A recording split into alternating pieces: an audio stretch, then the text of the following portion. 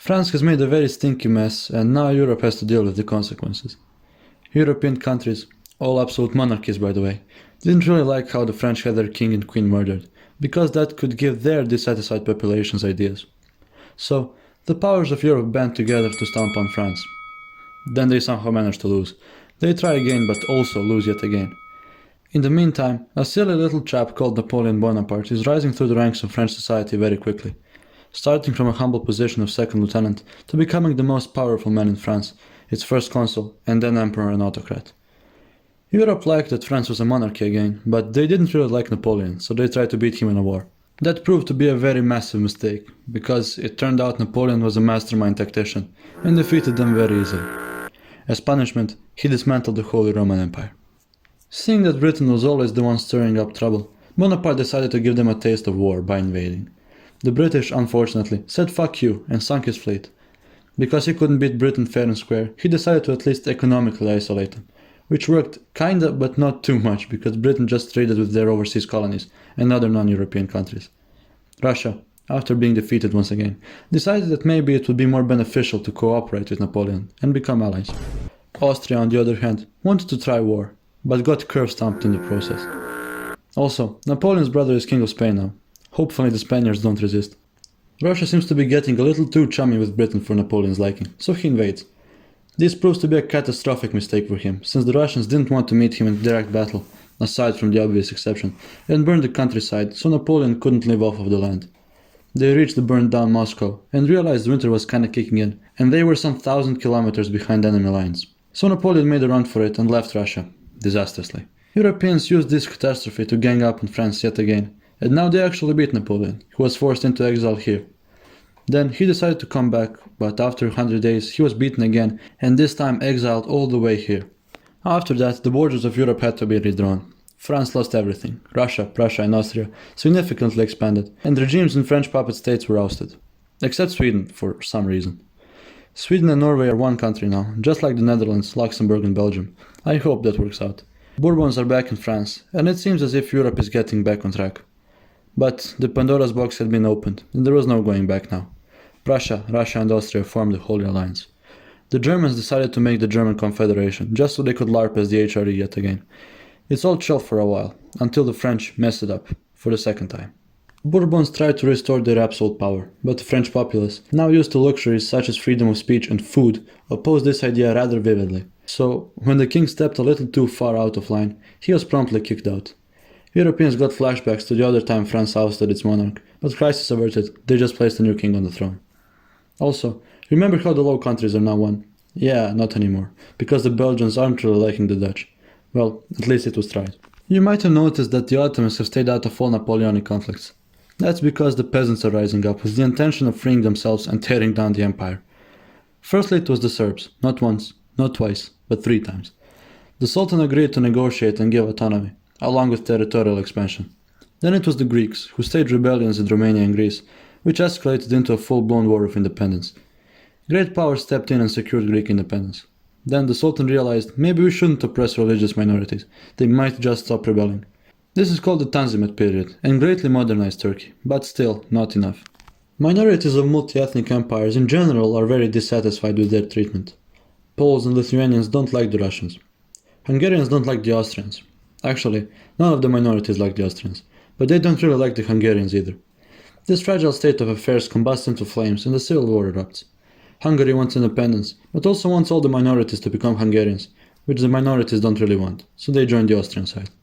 Russia also joins the party and puts an end to the uprising. There's also an uprising in Germany because people want parliaments and constitutions, which the various German provinces allow. Italy too, but Austria doesn't allow it.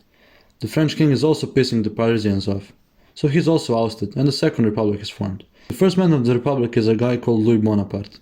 That strangely sounds very familiar. Russia is getting a little too OP now. Balkan Slavs are gravitating towards Russia, Austria and Prussia are its close allies, and they have pretensions on the entirety of the Eastern Europe, especially that sweet Tsargrad. War erupts between Russia and the Ottomans, and Britain and France join the Turkish side. Oh yeah, Napoleon is the emperor now, who would have guessed? War moves to Crimea, and is thus called the Crimean War. The Russians lose and have to resign some territories and privileges. Quick little interruption. There is now a Discord server which you can join if you want to. It's linked in the description. Back to the video. There are a lot of problems in Europe currently, but France and Britain are doing fairly good. The Victorian era in Britain is in full swing, and English society is evolving very quickly. France as well, since Napoleon isn't really as aggressive as his uncle. It's not all good though. Spain is fighting a bloody civil war between monarchists and republicans.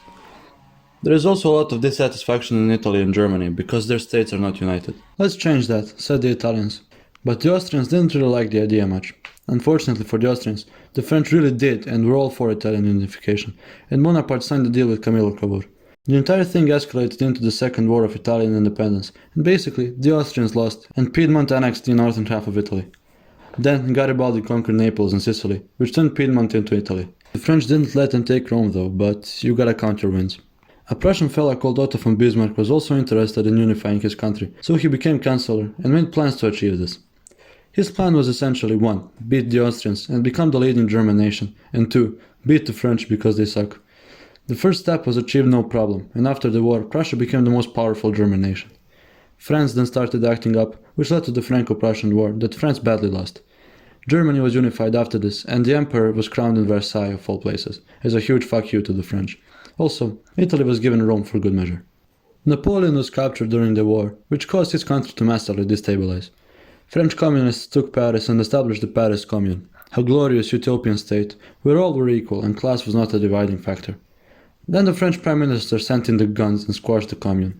Though, Napoleon was stripped of his crown and the new republic was proclaimed. In the meantime, Russians were quietly seething and rebuilding their strength. Tsar Alexander found out that peasants are actually people too, so he abolished serfdom, and quite a few liberal reforms ensued. Russia was the biggest nation in Europe, so while the rest of the continent was industrializing, Russia couldn't really keep up, but not due to lack of effort. Though, Russia did stand back up on its feet and reversed most of the decisions made after the Crimean War. The newly formed Germany and Russia got along very well at the start, and actually made an alliance, along with Austria, though their interests in the Balkans were conflicted. Speaking of the Balkans, the Serbs are rebelling again, and this time in Bosnia. Serbia and Montenegro want to help, but Russia and Austria strictly forbid it. Serbs go to war anyway. Montenegro does well, but Serbia gets its ass kicked to the point that Russians had to intervene. Russia liberates Romania and Bulgaria, and saves Serbia from further humiliation. Russia would like to make an independent big Bulgaria, but the great powers don't really want that, so there is a congress in Berlin to resolve the situation. Serbia, Montenegro and Romania become independent. Bulgaria gets autonomy, but is also shrunk. The Balkan situation is definitely regulated, it will not come up again. Europeans have made a lot of steady technological progress in this century. This guy called George Stephenson made the first locomotive and railway. Manufacture was getting rapidly replaced by industry, and we see many modern concoctions come into being. Nobel comes up with the dynamite, Edison with the electric light bulb, Tesla with the alternating current, and Bell with the telephone. It's time for colonialism, and Europeans are dividing the entire world amongst themselves. The British hold the most lands, with France as a close second. Germany, Italy, Austria and Russia hold basically nothing, but they all want a peace. Around this time, they start forming blocs and alliances based on who they like the most. Germany is good with Russia and Austria, but those two aren't good with each other, so Germany chooses Austria over Russia, which is something I really don't understand, but alright. Russia then approaches Britain and France, and they become allies in case of a war with Germany. Italy teams up with Austria and Germany, and will definitely be faithful to its allies if there's ever a war in Europe. Will there be a war in Europe though? Let's hope not, because the last 50 or so years have been great for technology, culture, arts and society in general. People got a lot of rights, constitutions became common practice, and absolutism fell off massively. The world is looking very good right now, so it would be a shame if